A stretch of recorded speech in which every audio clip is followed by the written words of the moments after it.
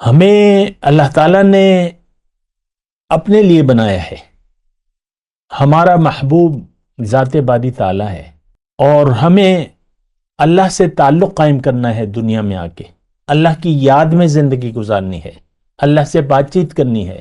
اور عالم ارواح میں تو ایسا کوئی ذریعہ نہیں تھا ہمارے پاس، نہ اللہ تعالیٰ نے وہاں اپنا راستہ دکھایا تھا، نہ کچھ انتظام ہی نہیں تھا، ہو ہی نہیں سکتا تھا وہاں پہ. یہاں اللہ تعالیٰ نے ہمیں چونکہ اپنے لیے بنایا ہے.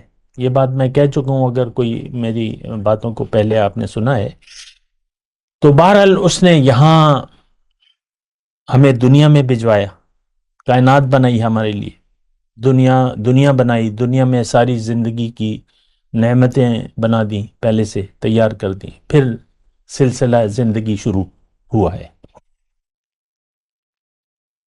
اب جب دنیا میں آ گئے تو اس نے ہدایت کا ذمہ اپنے اوپر لے لیا کہ اے انسان، میں تو تمہیں اپنے لیے پیدا کر رہا ہوں اور تمہیں میری یاد میں زندگی گزارنی ہے، زندگی میرے لیے گزارنی ہے، میری یاد میں گزارنی ہے.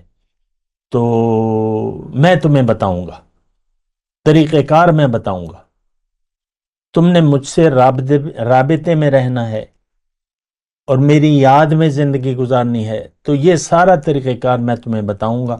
ہدایت کا نام اللہ تعالیٰ نے لی، ان علینا للہدیٰ. ہدایت میں تمہیں دوں گا، میری ذمہ داری ہے. تو اما یأتینکم منی ھدی فمن تبع ھدایا فلا خوف علیہم ولا ھم یحزنون.